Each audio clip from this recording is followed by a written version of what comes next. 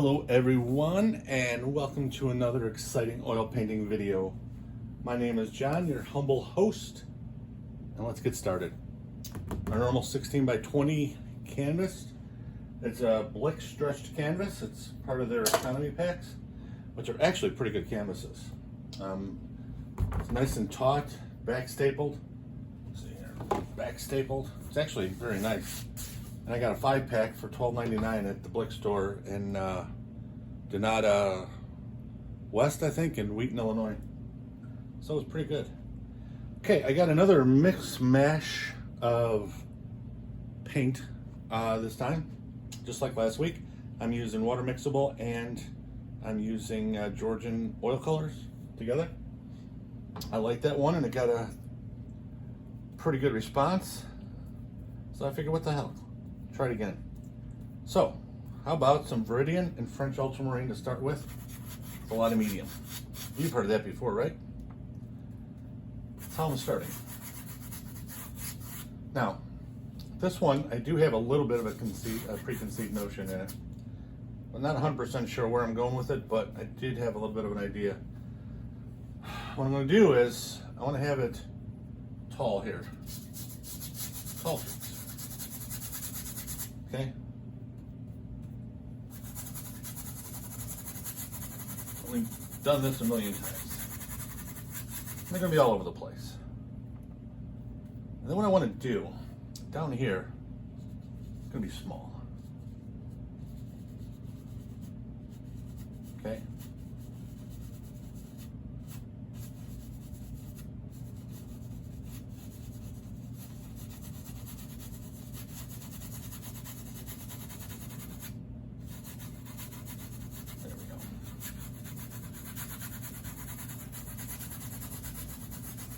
There we go. We're just going straight down. Just kind of get this.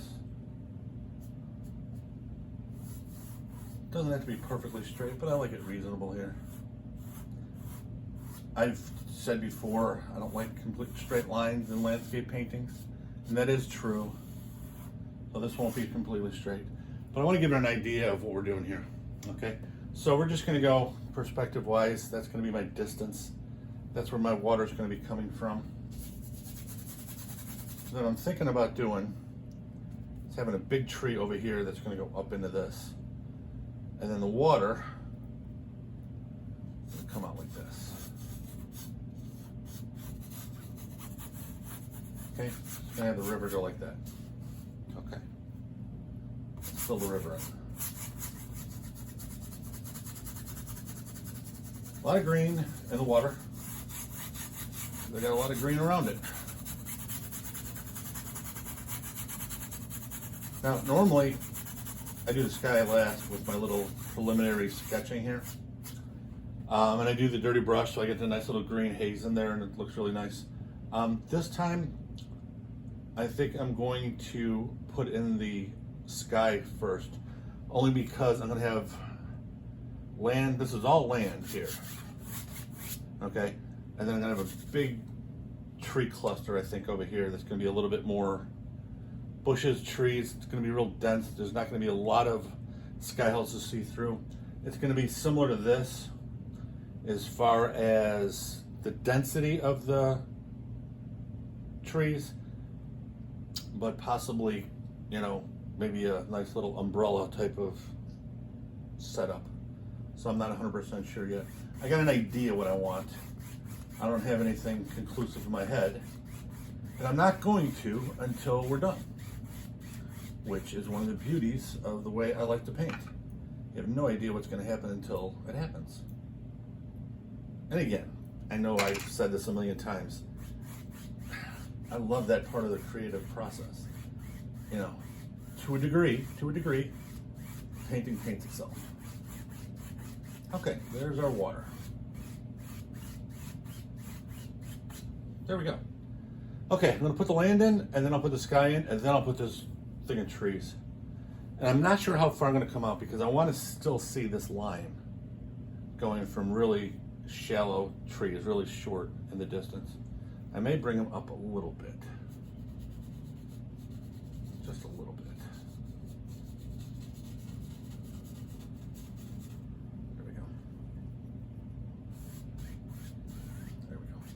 something like that.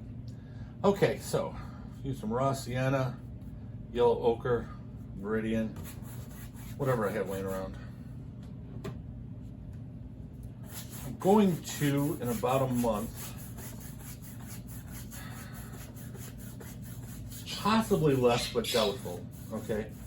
I'm gonna start doing paintings with the same supplies from start to finish all the time, okay? The only thing that will differ is the canvas size. I am gonna still use a lot of the 16 by 20s from Blick. I've got some 8 by 10s and some 9 by 12s left. And basically what I've been doing is I've been getting rid of the paint that I decided is not gonna be my paint for the future, okay? So I'm not gonna use Daniel Smith, they're going out of, that part is being discontinued. I'm not gonna use Georgian, even though I like them. So I'm gonna be using my normal paint, which kind of won the test, and that is the Griffin Alkyd oil paint from Winsor Newton. That's my favorite oil paint by far. And I'm gonna be using those canvases. And when I'm done with canvases, it's probably about 25 videos from now. When I'm done with the canvases, then it's only gonna be the Griffin Alkyd oil paints, and it's gonna be on ampersand gesso board, unless you request to see something else. So if you wanna see a certain oil paint being demoed or a certain surface, just let me know in the comments. I'll pick up the stuff and I'll get that demo for you. Otherwise, that's what I'm gonna use predominantly and teach you how to use it. The reason why I like to use that is because the gesso board's a little bit more expensive than, you know, the basic canvas like this, but it's a really good surface to learn on. It's not ridiculous if you get the 1/8 inch deep panels instead of the real 1.5 inch or 3/4 or whatever. The 1/8 panels are not bad at all. And it's just a really fun surface to learn how to paint, and I think you'll enjoy it. So we're gonna go with that, and that'll probably be, I said 25 paintings. So that's probably gonna be sometime, you know, around Thanksgiving, unless I start doing more than one painting a week, which is possible. But however many paintings I do is in direct correlation to what you guys tell me. You know, I don't know what you want unless you leave a comment. I'm kind of guessing and playing it by ear. Okay, as normal, my brush is not cleaned off. I just wiped it off. Just get some of the bulk off, but I still got every color I've been using. Take a little bit of white, titanium white, a little bit of French ultramarine, a little bit of Alizarin Crimson.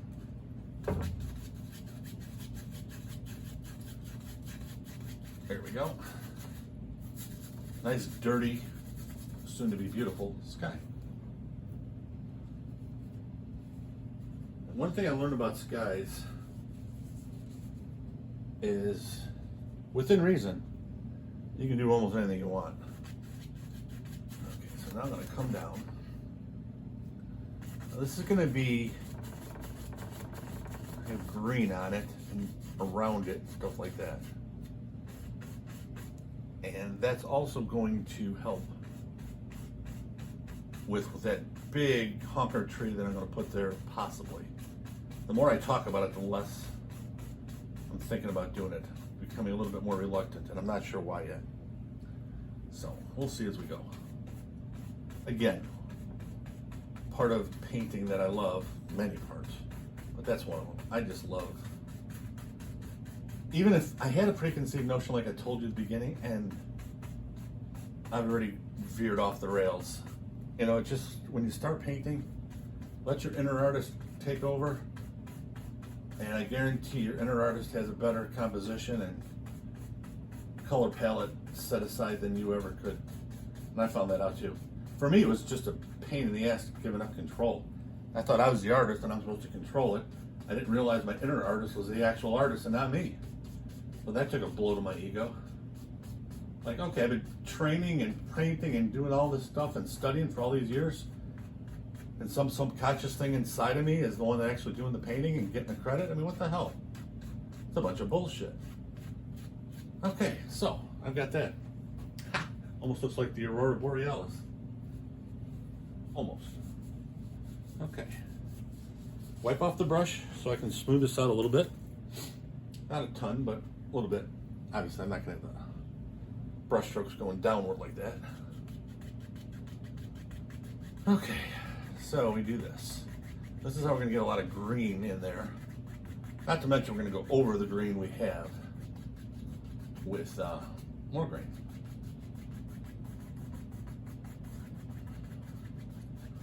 There we go.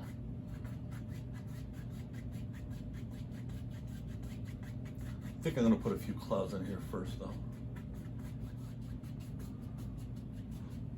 There we go. Ooh, I like that.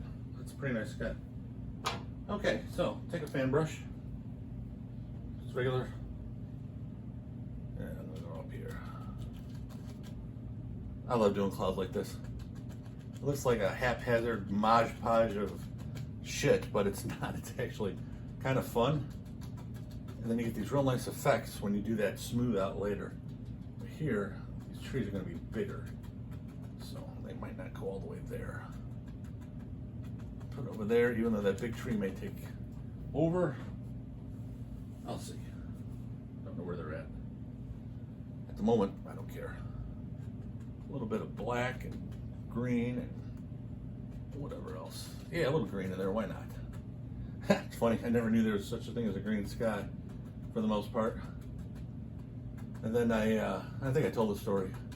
I did it once by accident in one of my paintings with a similar technique that you just saw. And I liked it so damn much, I said, whoa, I gotta do that more often. And that's how my grayish green sky started coming into play. And I tell you, I haven't looked back, I love it. I try to put that in a lot of my skies. Okay, wipe off the brush. Same 1.5 inch gesso brush we've been using, okay? Nothing changed. Okay, now if you remember, we're gonna go real lightly in this direction on all our clouds, then real lightly this way, and then smooth out the brush strokes and see where we're at. Remember, we don't wanna blend the paint with the wet underlayer. We just wanna caress it, move it around, and kind of shape where the paint goes. So it's extremely light pressure. Barely hanging on the brush. There we go. It's barely hanging on the brush. I can't emphasize enough how light the stroke has to be. And then also in between, when you do it from this way, wipe off your brush, then this way, wipe off your brush. And now we're gonna go straight across, again, the same delicate light. And then we'll take a fan brush and clean up some edges. And I'll show you the edges I'm talking about. Barely gonna caress this. Okay, see now, just so you should know, I'll get the fan brush up now. Okay, see like this here? That's staying. The top here, that's staying. The bottom, I'm gonna clean that up. I'm barely touching it. I don't even know if you can hear me in the canvas. I'm just grazing it. There we go. Same thing over here, just barely grazing it. Pressure in painting is very important. When to apply heavy pressure and when to apply light pressure. Very important. Okay, now I'm going to wipe off the brush, and there's some ridges here of wet paint. I'm just going to go up a little bit. It's going to give it a little more wispy. Wipe it off. That opposite direction. Now cross. Very gently. There. Let me see. Step back and see what that looks like. Oh yeah, I can definitely see that. Okay. So now what we're gonna do, I don't know how it is by you guys, but here in the western suburbs of Chicago, we had an absolutely perfect day, weather-wise. Low humidity, sunny, About 74 degrees, light breeze with a real coolness to it. Absolutely perfect, beautiful summer day. I hate doing this inside almost because it's just so beautiful outside. My wife and I just got back from having an early dinner and then the health club that we went to work out earlier, and it's just like, oh, it's beautiful. Okay, so we got an idea where we have our trees. I'm still debating if I'm going to put that tree in or not because I like the way these clouds look and I don't want to cover them. So the first thing I'm going to do, a lot of Viridian, a little bit of ivory black. Usually I use Payne's gray, but I got ivory black I want to use, and some French ultramarine. So those are the three colors, and that's what I used initially. Okay, now I'm going to tap in the foliage shapes. And I'm going to do that throughout all the initial marks I put in the sketch to begin with. So all this stuff is going to be like I'm doing now.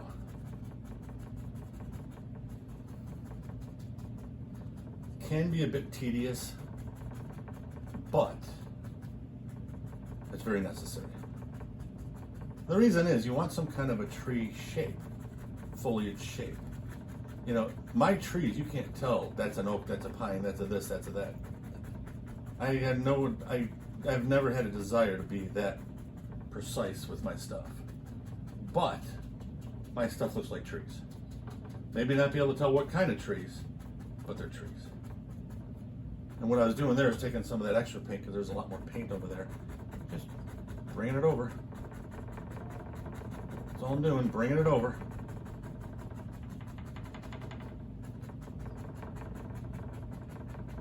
Bringing it up to the clouds.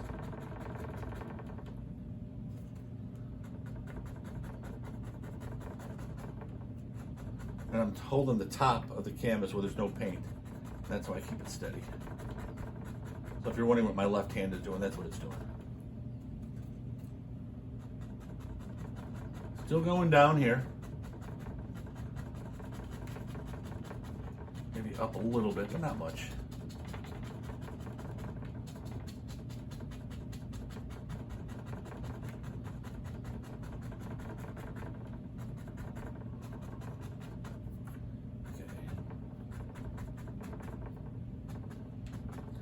Okay, so I think I figured out what I'm going to do. It's not going to be a deciduous tree.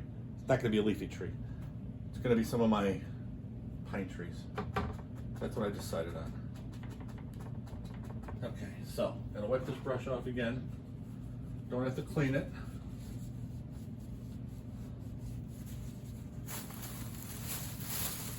Garbage bag is getting full. Okay. So, let's get this situated again.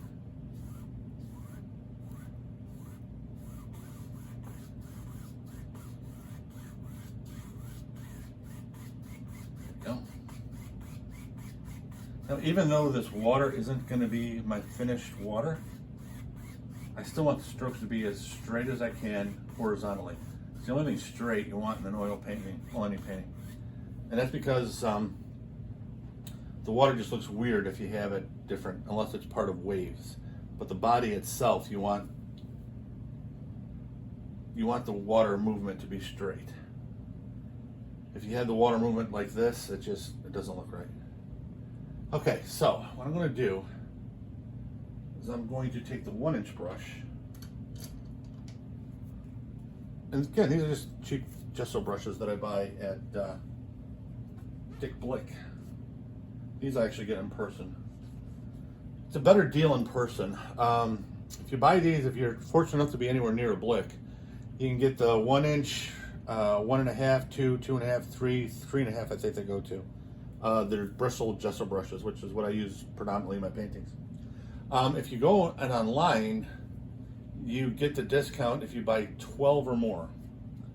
And the discount is actually pretty big. The 1.5 inch that I've been using is like 12 something individually, and if you buy the bulk online, it's $4.85 a piece. If you go into the store, the bulk is only buying 5, and you get it for $4.85 a piece. So the online, you got to buy considerably more. And I go through them a lot, but 12 at a time, I just don't feel like doing. So that's why I go to the store for some things. Okay, so this hasn't been used yet, no paint, no nothing, dry. And I'm just going to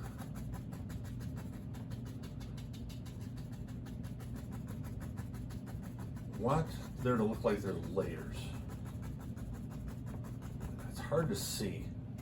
I'm going to be putting more paint, but not a lot. And it's hard to describe exactly what I'm doing, but I'm putting more paint in certain areas, less in others. I want there to be a lot of different values in here of this dark green, which is, again, ivory black, Viridian, and French ultramarine.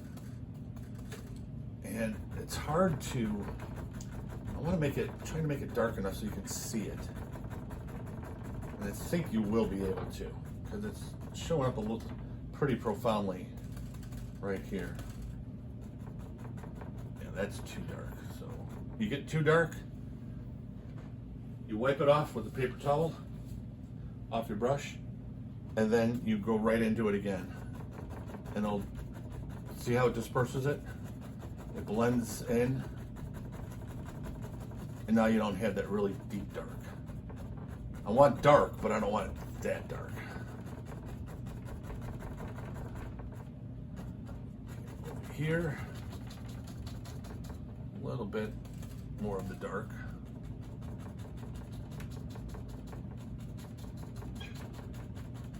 There we go.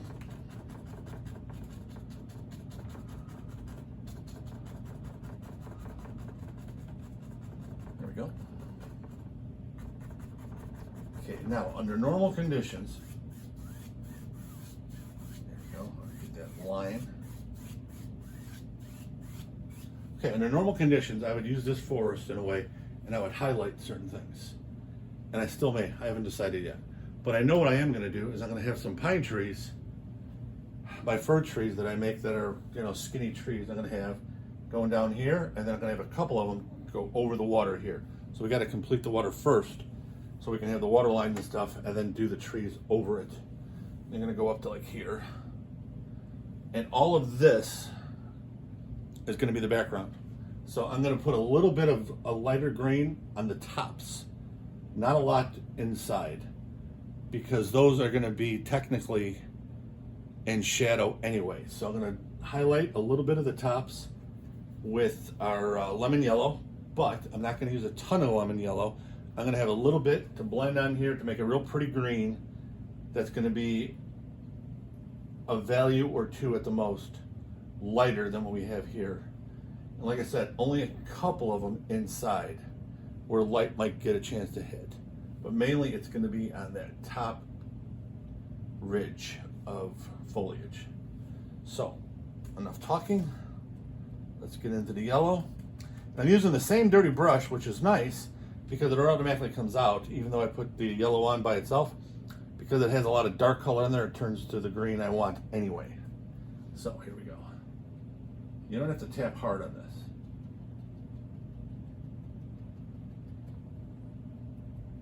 Again, you want to tap hard enough to blend it with what's underneath.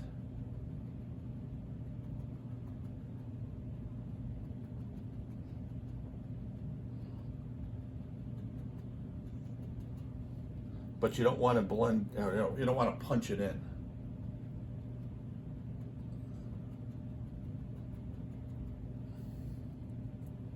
And all of this stuff is just with experience. You know, there's so many people that want to see videos and books, and then they read a book once and they watch a video twice and they're experts. And I'm sad to say that doesn't work like that for art, for most things. And I was the same way for a long time. It's just human nature. You know, I was bad for a long time and it just got frustrating. And I did find the only thing that makes the bad good is practice and time. And occasionally listening to my bird make a fool out of himself. Actually, my wife's bird. That bird hates my guts. And I'm the one that named him. I gave him a great name. Raphael Sanzio. I mean, come on. In the art world, you can't get much better than that, right? Ungrateful bird. Now, this is just another value lighter, a darker rather than this. just so it's a little something. I don't want it to be completely barren. Okay. And then there's a lot of tedious stuff to painting. But when you're into it, that tedious stuff is still a lot of fun. You know, what I'm doing here is I'm making shapes. I'm not putting this in randomly. I'm making different shapes. You can tell that there's different grades of darkness on the green. You want a variety. Nature is nothing but variety. Well, there's a ton of beauty, but also a lot of variety. So you want to do the same thing on your paintings. You don't want it to all look the same. And as humans, we want everything in these nice little systems, a nice little storage, a nice little, I'll put a label on it and everything else. You can't do that with everything, especially not in art. You have to have organized, random, organized chaos, however you want to call it. You got to have a plan for it, but you got to make it look like there's no plan for it. I hope that makes sense. Because as I said it makes no damn sense to me. But it is true. Okay. Just a little bit on the bottom. Where there's going to be some light here and there. As you notice, I haven't filled the brush up and I went across the whole thing. Just took the first one. Blend this in a little bit more. In a minute, I'm going to check it out and see what it looks like. That's got to go a little darker. That's a little too bright for my taste.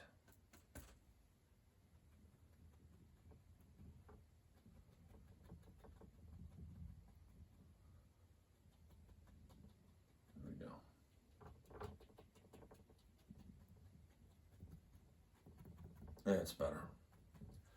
Okay, let me step back and see how that is. Okay, I could definitely picture that as a forest. I can definitely do that.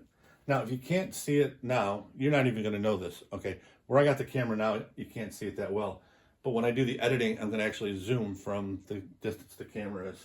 So you'll actually get a lot closer and you should be able to see. I've got several values of this, let's say, green-yellow foliage. And like I said, the more values you can put in, the more shades, the more hues, whatever you want to call it, of a similar color, excuse me, the better your painting is going to look.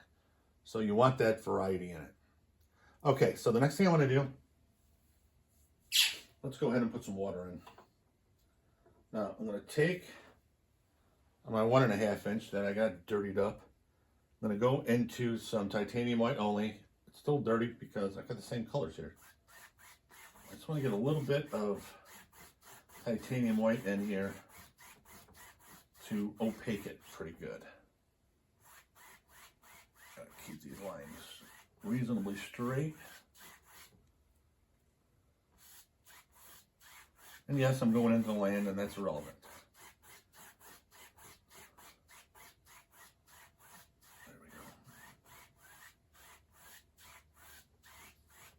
It's going to be moving water, but it's not going to be, you know, crazy rapids that'll knock you into another dimension.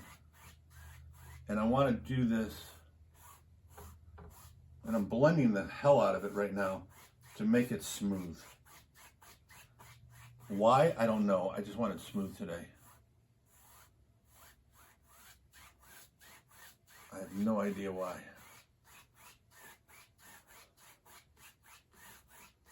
Okay, step back and see it. See, I like that the way that is. So I'm going to put a little bit on my ultramarine on my fan brush. I'm just going to put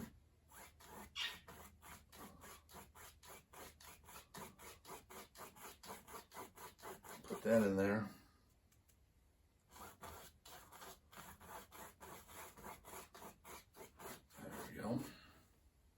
And I'll take the 1.5 again and get that smooth. And a lot of that blue, that French ultramarine, should be showing through.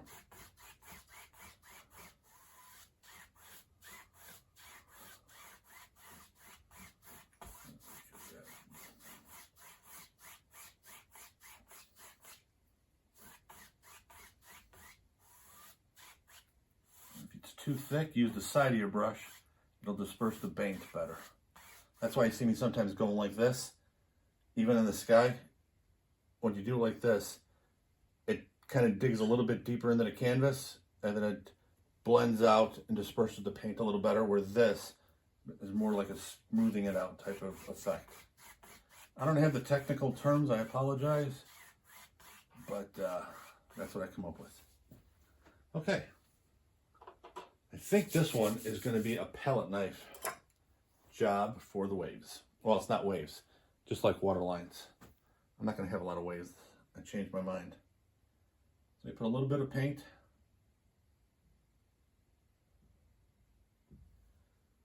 on your palette knife, and you just want to have, I'm going to clean this up with the small knife. I'm just getting a little sloppy here. Water lines shouldn't be all that sloppy.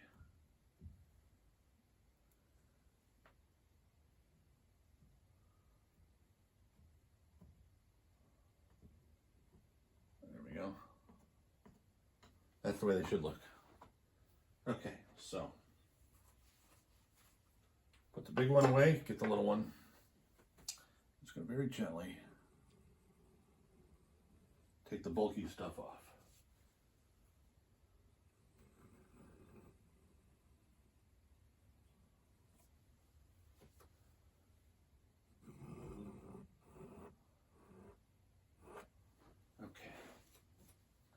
Now I'm going to take a dry knife and I'm going to kind of scrub it in.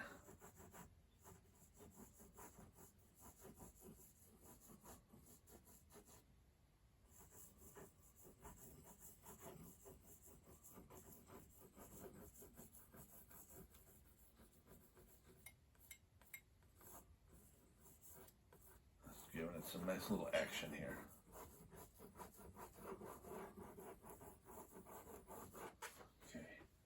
Now I'm going to take my dirty workhorse, my 1.5, and I'm going to say medium pressure.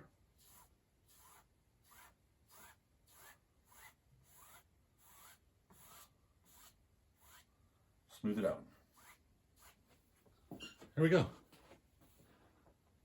Now I have my waves, my watermarks, and a few waves.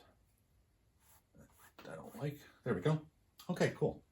So next thing I'm going to do is I got to put some reeds in here.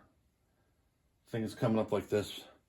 I'm still doing a lot of preparation before I put in the pines. And the only reason I'm doing that is just to make it easier. If I put in the big pines now, then I have to kind of cut in here. It just makes it a lot more difficult. So you get all that bottom stuff, and your pines are going to be your last main element of the painting, and they're going to go basically on top of everything. So I'm going to take Ivory Black and Viridian and French Ultramarine. That's a mixture you've heard before. And I'm just going to pull up.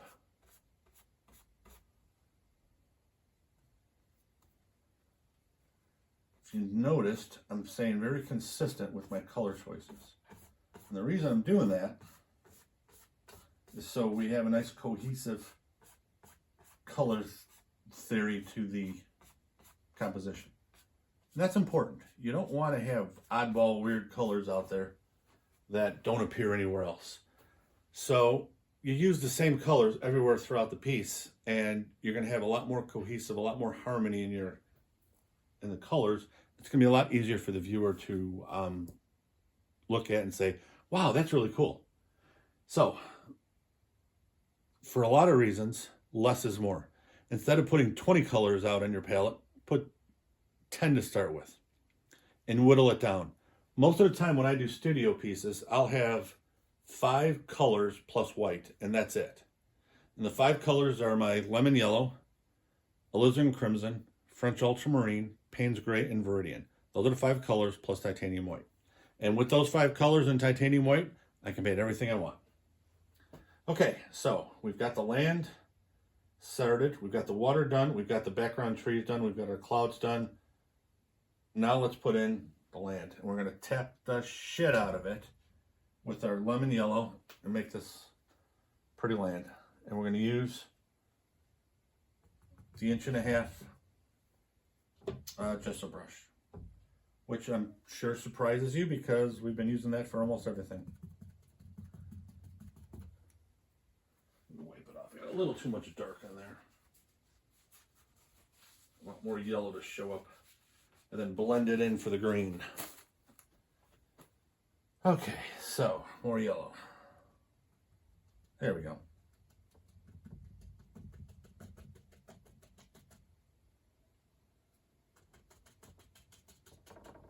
Now this is the part where you can go take a restroom break or get a cup of coffee or whatever. It's a 16 by 20, so it'll take me a couple of minutes.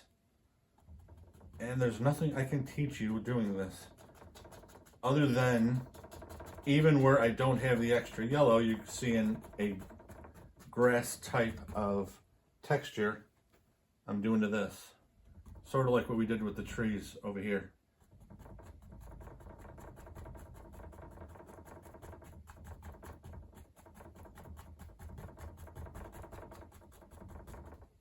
There's a lot of ways to do grass. This is my favorite. And you can really control how you lay it in. And remember, the dark that we're going over was burnt sienna, yellow ochre, and Viridian. So now we're going to have some bright areas, we're going to have some dark areas, we're going to have some medium areas, we're going to have all kinds of stuff in here. And then the pines are going to go right into it. I don't even know if they're pines that I'm going to be doing. Fir trees, non-deciduous trees, how about that? And this, just working it down.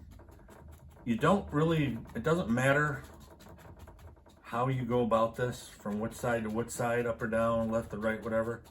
Just get it covered. And then when you get it covered, go over it so all these clumps of yellow that are sticking out, blend them in. Because you don't want those clumps sticking out at the moment. You might want them later. You can always put them in. See this dark area here? I want that there. I don't want everything to be the same color. I'm going to put some yellow ochre in here.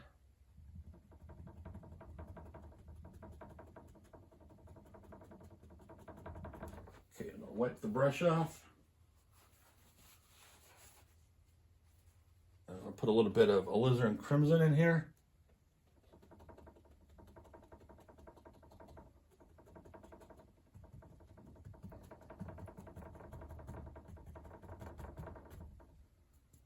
And this is what I mean by a variety. If you go out into the woods, hell, the Morton Arboretum by us, forest preserves, you're going to see in the grass area everything. You're going to see dirt, you're going to see flowers, you're going to see weeds, you're going to see regular grass, blades of grass, grass that's been mowed down. You're going to see all kinds of stuff. And that's kind of what I like to put in my paintings, a little bit of everything. But all this is going to be lightened up a little bit with some flowers and stuff here and there. I'm not going to go crazy with the wildflowers, but I am going to put them in because, excuse me, most areas like this have flowers of some sort. Excuse me. Okay, so let's take our 99-cent Hobby Lobby flower brush, go straight into Alizarin Crimson.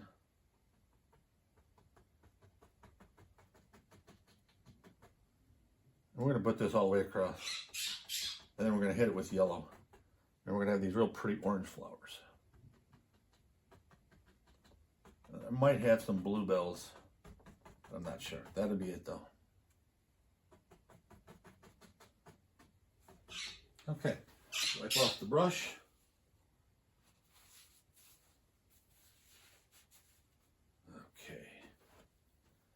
Now we'll go straight into our lemon yellow, and look at this orange we're getting. Isn't that pretty?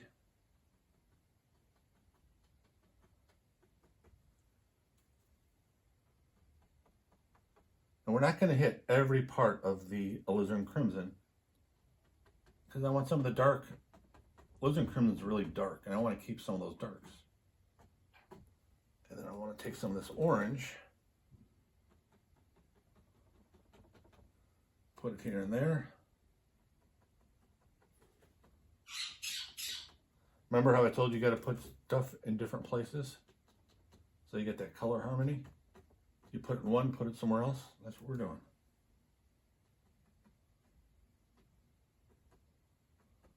There we go.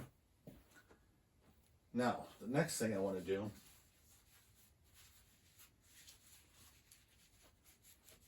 wipe that off. I'm going to go with some bluebells.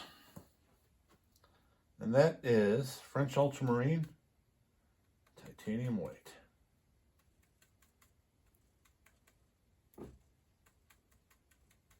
These I'm just going to put here and there.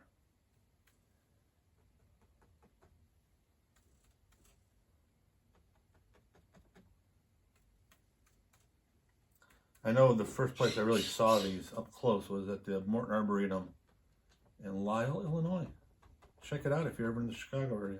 It's beautiful. And I fell in love with them. So I put them in a lot of paintings. Obviously, they're easy to do. And they look really good. Ooh, I can use a little bit of color over here. That's good. Okay. The last thing we got is to put in our big trees, which I normally don't do because I like to not blow up stuff that I've already taken the time to put in, because this looks good the way it is. I'm looking back now.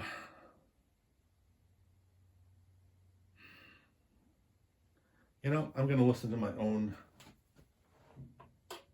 rule of thumb, and I'm going to go less is more, and I'm going to leave this alone. The other thing I got to do is work on this a little bit here. This is bothering me.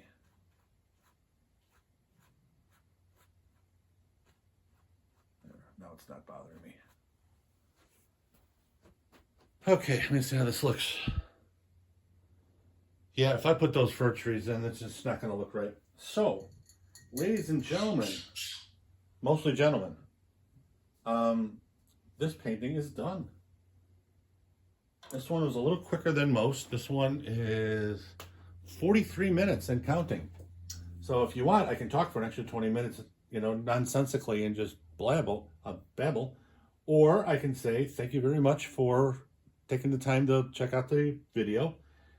If you like it, please consider subscribing and hit that little bell icon. I think there's a place where you can hit all, and then that way whenever I upload a video, which is normally on Sunday nights, you'll get notified of it.